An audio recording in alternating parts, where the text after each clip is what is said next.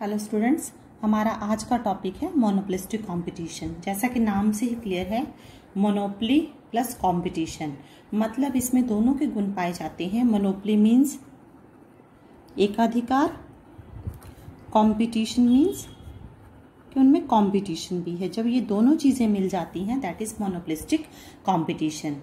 मतलब कि वो लोग अपना प्रोडक्ट, जो सेलर्स हैं वो उनकी अपनी प्रभुसत्ता भी है अपने प्रोडक्ट के ऊपर, मतलब उनकी मोनोपोली भी है, लेकिन साथ में वो कम्पीट भी कर रहे हैं। तो मोनोपोलिस्टिक कंपटीशन एक ऐसा बाजार है जिसमें बहुत सारे सेलर्स होते हैं, लेकिन उनका प्रोडक्ट किसी न किसी वजह से अपना एक दूसरे से अलग होता है। चाहे तो उसकी पैकेजिंग लगा लीजिए, चाहे ट्रेडमार्क लगा लीजिए, चाहे नेम लगा लीजिए, चाहे उसकी शेप अलग हो सकती है, कलर अलग हो सकता है और उसकी क्वालिटी अलग अलग हो सकती है। कुछ ना कुछ अलग ज़रूर होता है। उसको क्या बोलते हैं? Monopolistic competition. मतलब उनका प्रोडक्ट वैसे तो सेम है बेसिकली, लेकिन उसमें कुछ ना कुछ चेंजेस किए जाते हैं।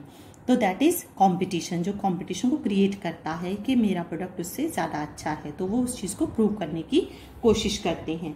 तो हमारा जो रियल लाइफ का फिनोमिना है दैट इज मोनोपोलिस्टिक कंपटीशन, जिसमें बहुत सारे सेलर्स होते हैं लेकिन डिफरेंट प्रोडक्ट्स सेल कर रहे हैं, जो किसी न किसी तरह से एक दूसरे से भिन्न होते हैं लेकिन बेसिक सेम होता है। जैसे कि मान लीजिए बाथिंग सोप है, लिरिल हो गया, हमाम, रक्सोना, लाइफ बॉय, पियर सोप, बहुत सारे साबुन आते हैं। उसी तरह टूथपेस्ट लगा लीजिए, कॉलगेट, सिबाका, क्लोजअप, बबल, मिसवाक, बहुत सारे पेस्ट आते हैं। तो इसी तरह से क्या है मोनोपोलिस्टिक मतलब कि जो जिनके घर में कॉलगेट आता है कॉलगेट यूज़ कर रहे हैं, जिनके घर में पेप्सोडेंट आता है तो वो पेप्सोडेंट यूज़ कर रहे हैं, जो डाबर रेड यूज़ करते हैं वो डाबर रेड यूज़ कर रहे हैं, जो जिनके घर में मिसवाक आता है, मतलब उनकी अपनी अपनी मोनोपोली भी है लेकिन साथ में कॉम्पिटिशन भी है। ऐसा नहीं है कि उनके रेट में बहुत ज़्यादा वो डिफ्रेंशिएट कर सकते हैं। अगर वो बहुत ज़्यादा डिफ्रेंशिएट करेंगे तो हम स्विच ऑन कर जाएंगे एक जगह से दूसरी ओर। मतलब कॉलगेट से स्विच ऑन हो सकते हैं, उसको स्विच ऑफ करके किसकी तरफ आ सकते हैं? पेप्सोडेंट की तरफ। तो हमारी जो लायबिलिटीज हैं, जो लॉयल्टीज हैं उनके प्रति, वो लॉयल्टी एक लिमिटेड है, मतलब एक लिमिटेड एक्सटेंट तक हम उनके प्रति जुड़े हुए हैं। अगर उससे ज्यादा वो कीमत हमसे चार्ज करते हैं तो हमारी जो उनके प्रति वफादारी है, लॉयल्टी है, वो चेंज हो जाती है उस ब्रांड के प्रति, तो हम दूसरे की तरफ चले जाते हैं। That is monopolistic competition. मतलब उनकी अपनी मोनोपोली भी है लेकिन एक सीमा तक, उसके बाद कंपटीशन भी है, हम दूसरे प्रोडक्ट की तरफ जा सकते हैं। मतलब हमारी जो वफादारियां हैं एक प्रोडक्ट के प्रति वो चेंज हो सकती हैं, इसीलिए ये प्रोडक्ट मोनोपोलिस्टिक कंपटीशन बना है। अदरवाइज तो कोई दूसरा साबुन बनता ही नहीं, ना दूसरी कोई पेस्ट बनती, क्योंकि अगर हमारी वफादारी चेंज नहीं हो सकती होती तो उसमें कुछ ना कुछ जैसे कि कह देते इसमें नमक है, इस पेस्ट में मिसवाक है, इसमें बबूल है, इसमें कलर फ्लेवर, मिंट फ्लेवर डाला गया है। तो इस तरह से कुछ ना कुछ चेंजेस किए जाते हैं जिसकी वजह से हम एक प्रोडक्ट को छोड़कर दूसरे प्रोडक्ट की तरफ जाते हैं। मतलब उस प्रोडक्ट की मोनोपोली के साथ साथ उसको कंपटीशन भी फेस करना पड़ता है। इसकी क्या क्या फीचर्स हैं जो मोनोपोलिस्टिक कंपटीशन है, पहले हम ये पढ़ेंगे। सबसे पहले large number of forms and buyers हैं। इसमें बहुत सारे बायर्स होते हैं, बहुत सारे सेलर, जैसे मैंने आपको एग्जांपल दे ही दी, टूथपेस्ट हो गया, बाथिंग सोप हो गई, बहुत सारी चीज़ें हैं जिसमें आप इसको देख सकते हो। प्रोडक्ट डिफ्रेंसिएशन है, प्रोडक्ट को थोड़ा बहुत डिफ्रेंशिएट करना पड़ेगा। अगर आप सेम प्रोडक्ट दे रहे हो तो कोई भी आपका प्रोडक्ट नहीं खरीदेगा जो नया प्रोडक्ट मार्केट में आप लेके आ रहे हो। तो इसमें ज़रूरी है कि प्रोडक्ट को डिफ्रेंशिएट करना ज़रूरी है। कि मान लीजिए जो पहले पेस्ट आ रही है, जो नई पेस्ट किसी ने बनाई है, तो उसको बताना पड़ेगा कि इसमें क्या नई चीज़ है, लोगों को कन्विंस करना पड़ेगा कि वो पुराने वाली पेस्ट को छोड़कर नए वाली पेस्ट क्यों खरीदें। तो प्रोडक्ट डिफ्रेंसिएशन बहुत ज़रूरी होता है इसमें। आगे आ जाता है freedom of entry and exit. आप आ सकते हो जब चाहे मार्केट में, जब चाहे मार्केट को छोड़ सकते हो। मतलब प्रोडक्ट जब चाहे बना सकते हो नया, जब चाहे उसको क्लोज कर सकते हो फर्म को। लेकिन इसमें यह है कि प्रोडक्ट डिफ्रेंसिएशन के साथ आ सकते हो। ऐसा नहीं है कि वेरका का दूध पहले आ रहा है और नया जो बंदा मार्केट में आ रहा है वो भी वेरका का ही दूध, नाम वेरका रख के ही सेल करे, जैसे कि वीटा, सरस आते हैं। लेकिन ऐसा नहीं है कि सेम नाम रखा जा सके, सेम नाम नहीं रखा जा सकता। उसकी पैकेजिंग वगैरह कुछ ना कुछ चेंज करना पड़ेगा। सेलिंग कॉस्ट बहुत इंपॉर्टेंट है। अगर सेलिंग कॉस्ट का मतलब क्या होता है डिटेल में ये आपको पूरा क्वेश्चन ही हम करेंगे, एक अलग वीडियो में। सेलिंग कॉस्ट क्या होता है कि जब डिमांड को क्रिएट करने के लिए जितना भी खर्चा किया जाता है that is called selling cost. तो सेलिंग कॉस्ट इसमें बहुत इंपॉर्टेंट है।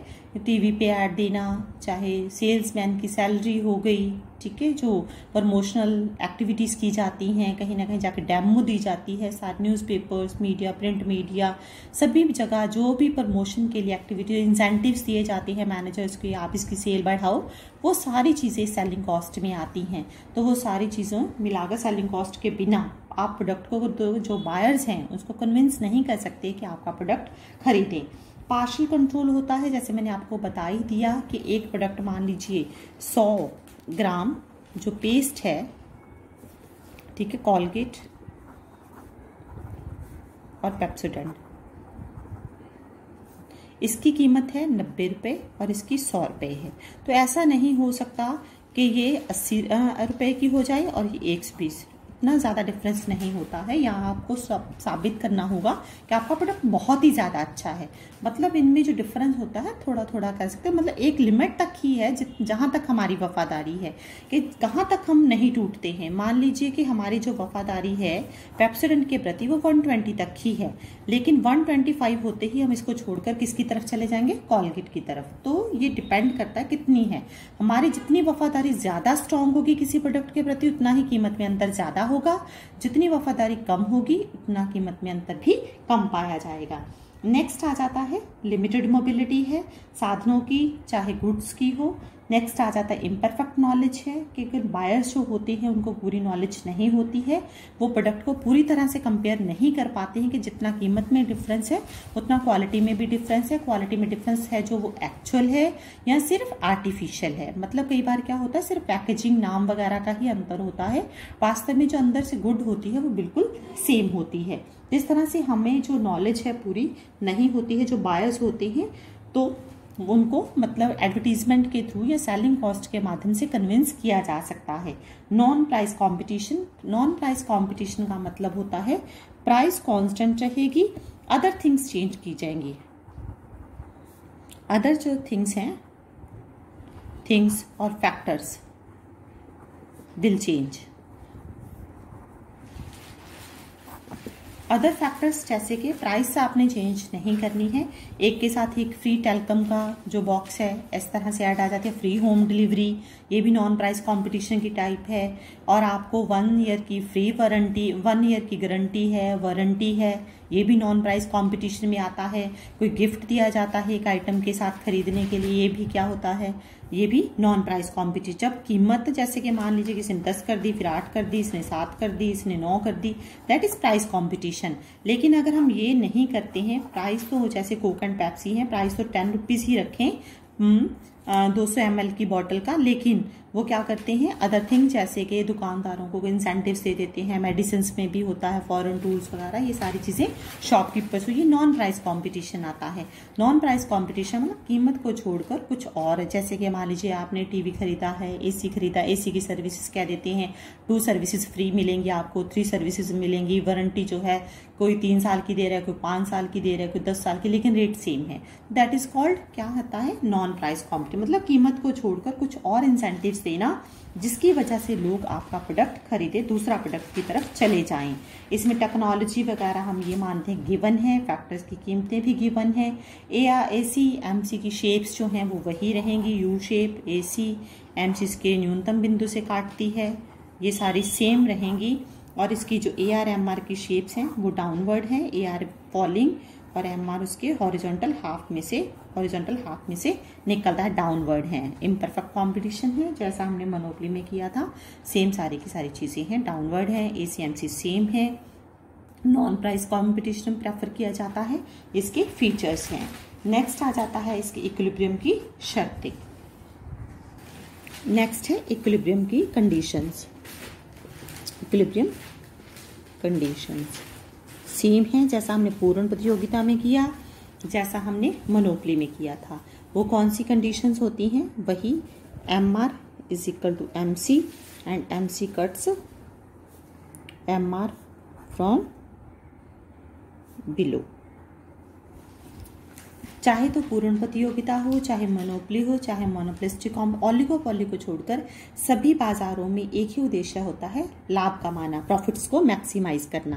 प्रॉफिट्स का फॉर्मूला क्या होता है? Pi means profits, TR minus TC। First derivative with respect to output, जैसा हमने उसमें किया था, TR का derivative with respect to quantity, TC का derivative with respect to quantity equal to 0। Maxima minima की वही कंडीशंस, दैट इज MR होता है, change in total revenue divided by change in quantity, that is MR। ये क्या हो गया? Change in TC divided by change in quantity, that is MC is equal to 0। MR is equal to MC। ये first condition है maxima minima की। क्योंकि हमें पता है प्रॉफिट्स को मैक्सिमाइज किया जाता है, तो फर्स्ट कंडीशन दोनों की सेम होती, चाहे मैक्सिमाइज करना हो किसी चीज को, चाहे मिनिमाइज। अब सेकंड डेरिवेटिव प्रॉफिट्स का with respect to quantity, derivative TR का with respect to quantity, derivative second derivative TC का विद रिस्पेक्ट टू क्वांटिटी। अगर मैक्सिमाइज करना हो तो लेस देन 0 होता है, अगर मिनिमाइज करना हो तो greater than 0। That is derivative of MR, derivative of MC। Less than, ये क्या हो गया? Slope of MR minus slope of MC। तो ये इस तरह से हो जाएगा, लेस देन मतलब MC की स्लोप ज्यादा होनी चाहिए, MR की स्लोप कम। तो क्या कह सकते हो इसको सिंपल लैंग्वेज में? MC cuts MR from below, नीचे से काटे। ठीक है, अब हम डायग्रामेटिकली समझेंगे। ये MC है, ये MR है। अगर सीधी रेखा से ले लें, चाहे इस तरह से ले लें, बात एक ही है, दोनों तरीके से समझा देती हूँ आपको। ये MR, ये MC। यहाँ पे और यहाँ पे 2 जगह कट करिए, यहाँ पे भी 2 जगह कट करिए, तो यहाँ पे भी इक्विलिब्रियम हो सकता है, यहाँ पे भी इक्विलिब्रियम। पहली शर्त दोनों जगह पूरी हो रही है, चाहे तो मोनोपोली का केस लें, चाहे पूर्ण प्रतियोगिता का। यहाँ MR MC, यहाँ पे क्वांटिटी सेम, यहाँ पे MR MC। अब यहाँ पे देखिए MR की स्लोप, MC क्या है? नेगेटिव, और MR 0 की, MR की स्लोप क्या है? 0। ढलान से पता है ये 0 ढलान है इसकी नेगेटिव स्लोप है। अगर टेंजेंट ड्रॉ करोगे आप, टेंजेंट ड्रॉ करते तो नेगेटिव बनता है, तो हमें MC की स्लोप ज्यादा होनी चाहिए। यहाँ पे MC की स्लोप क्या हो गई? पॉजिटिव, और MR की क्या है? 0। इसका मतलब पॉजिटिव बड़ा होता है 0 से, तो इसका मीनिंग यहाँ पे MC की स्लोप ज्यादा है, तो ये इक्विलिब्रियम होगा, ये इक्विलिब्रियम नहीं होगा। यहाँ पे MR MC भी बराबर है और MC नीचे से काटे, दोनों शर्तें पूरी होनी चाहिए। ये सेकंड कंडीशन है, और ये हमारी फर्स्ट कंडीशन है। जहाँ पे ये दोनों पूरी होंगी वहीं पे इसमें भी वही है। यहाँ MC की स्लोप नेगेटिव है, यहाँ पॉजिटिव है। इट मीन्स क्या है कि ये जरूरी है कि दोनों की स्लोप ये इसके MC की ज्यादा तो नीचे से काटे। तो आपने जब भी इक्विलिब्रियम ढूंढना है तो ये देखना है MC MR आपस में कट भी करें और MC उसको नीचे से काटे, ना कि ऊपर से काटे। तो ये शर्तें होगी हमारी मोनोपोलिस्टिक कॉम्पिटिशन की। नेक्स्ट वीडियो में हम करेंगे इसका इक्विलिब्रियम। Thank you.